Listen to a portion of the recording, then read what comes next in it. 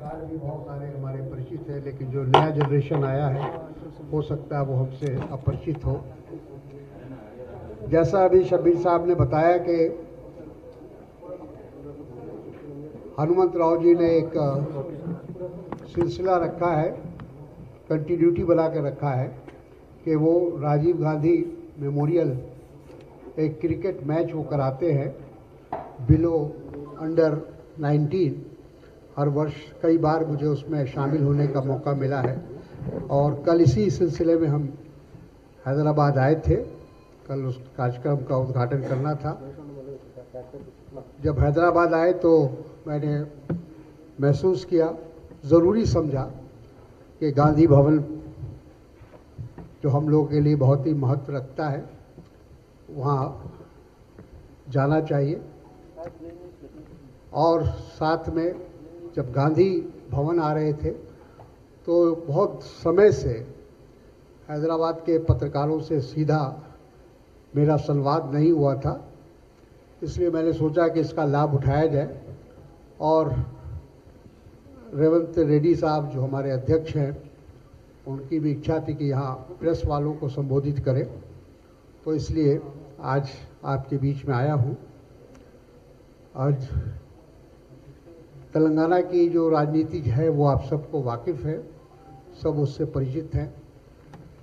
यहाँ तेलंगाना जब बनाने का आंदोलन चल रहा था तो उस समय इसके पीछे जो उद्देश्य था वो उद्देश्य बहुत स्पष्ट था कि तेलंगाना जो किसी कारणवश पिछड़ गया है, आर्थिक रूप से, सामाजिक रूप से, उसको फिर से आगे लाया जाए, उसका समुचित विकास हो।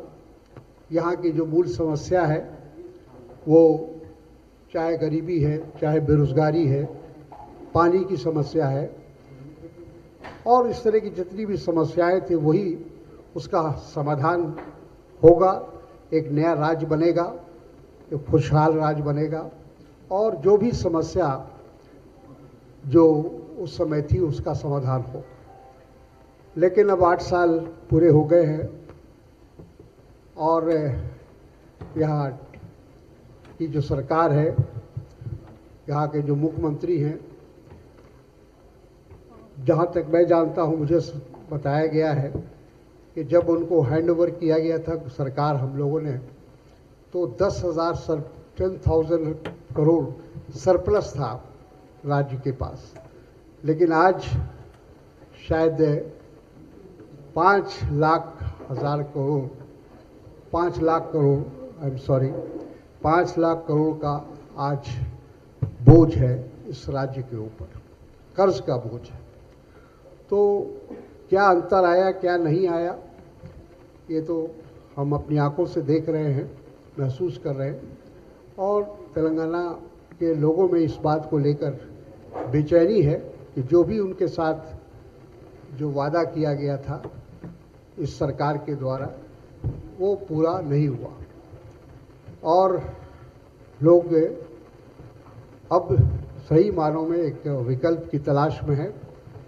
हमें विश्वास है क्योंकि कांग्रेस का बहुत बड़ा योगदान है, सोनिया गांधी जी का बहुत बड़ा योगदान है तेलंगाना बनाने में। अगर कांग्रेस पार्टी सही, उसके लिए कांग्रेस पार्टी ने बहुत कुर्बानियाँ भी दी हैं, सेक्रीफाइस भी किया है, कई लोग हमसे नाराज़ हुए, लेकिन उसके बावजूद चूँकि तेलंगाना के लोगों के साथ सोनिया जी का एक भावनात्मक लगाव था, इमोशनल लगाव था, इसलिए उन्होंने ये फैसला लिया और एक अलग राज्य का निर्माण हुआ। तो हम लोग ये उम्मीद कर रहे थे कि जो भी सरकार बनेगी वो सरकार यहाँ के जनता को राहत पहुँचाने का काम करेगी और तेलंगाना का विकास और तेज़ी से होगा, उसकी गति तेज़ होगी। लेकिन 8 साल के बाद जब हम उसकी समीक्षा करते हैं, जब उसका जायज़ा लेते हैं, तो महसूस होता है कि जो हमारा लक्ष्य था वो पूरा नहीं हुआ। तो विशेष रूप से एक तो ये बात मुझे कहनी थी और आप सबसे हम आपको आमंत्रित करते हैं कि अगर कोई सवाल आपके सामने हो तो बताइए, मैं जवाब देने का प्रयास करूँगा।